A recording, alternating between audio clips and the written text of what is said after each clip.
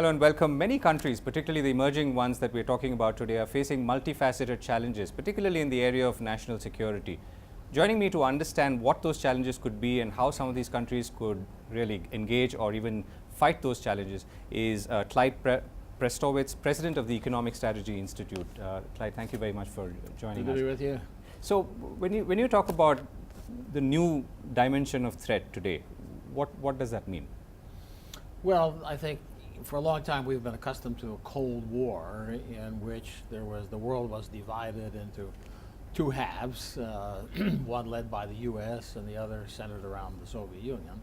That world has been gone for 25 years, and we have seen in the meantime the proliferation of small but dangerous conflicts. So we have the conflicts in the Middle East, we have conflicts in the South China Sea, we have some conflicts in Latin America, and these, of course, involve the major countries, the U.S. and other major countries, but increasingly they involve medium and even smaller sized countries.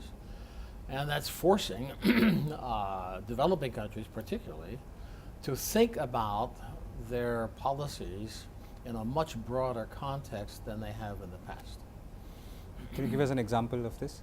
Well, you know, if you're a small country like Singapore, for example, or a country like the Philippines, and you've been focused on developing your economy for a long time, but now all of a sudden you see that there are conflicts over islands in the Pacific between Japan and China. Between China and Vietnam, between China and the Philippines, and the need for a foreign policy, the need for allies, the need for some backing, maybe from the United States, suddenly presents itself. I mean, take the Philippines as an example. The Philippines actually expelled the U.S. Navy and the U.S. Air Force from the Philippines about 20 years ago. Now the Filipinos are inviting the American forces back because the situation has changed. And I think that same dynamic is at work in many places. So what does this mean? Does this mean that these emerging countries or growth net countries that we're talking about today have to invest more in defense, or is it also retuning many other things? I think they are investing more in defense. And I think this is one of the big questions, because this investment in national security is clearly taking away from investment in economic development. And so it retards, inhibits economic development. And so the question is, how can we limit the required investment in national defense and national security?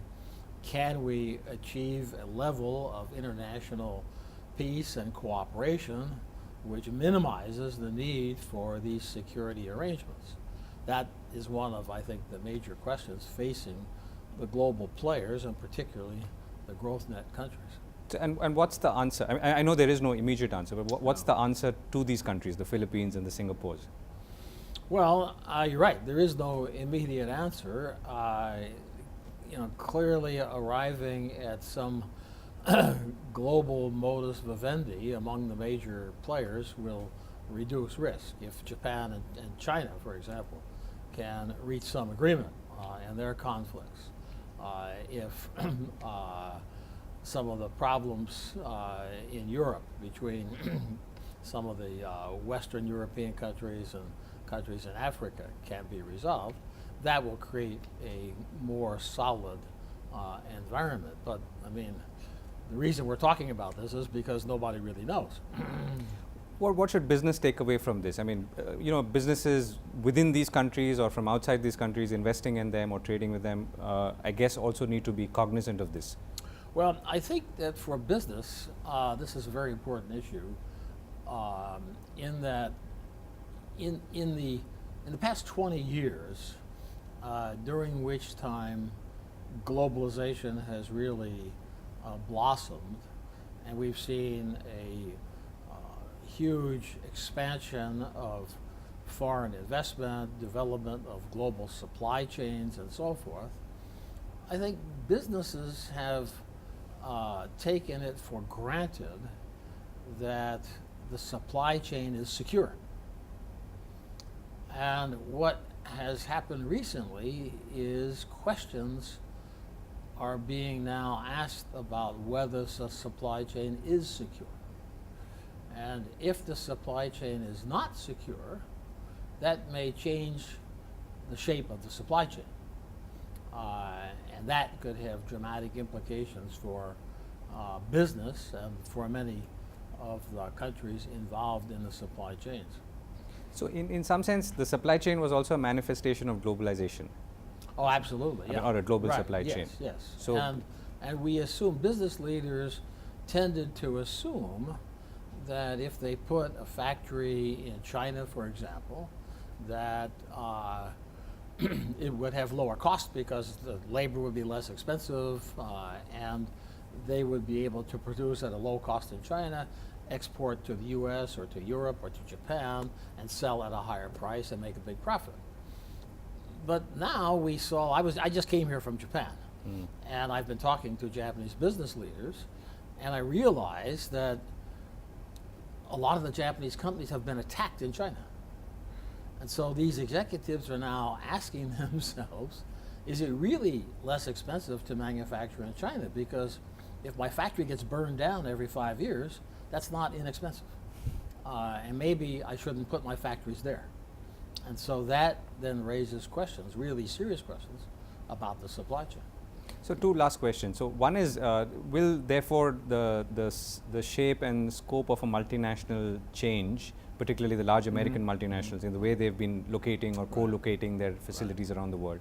And secondly, what does this mean for enterprises, or what should they be looking at? I mean, the smaller enterprises who are within the growth net countries. Well, I think that there are going to be changes in the global supply chain.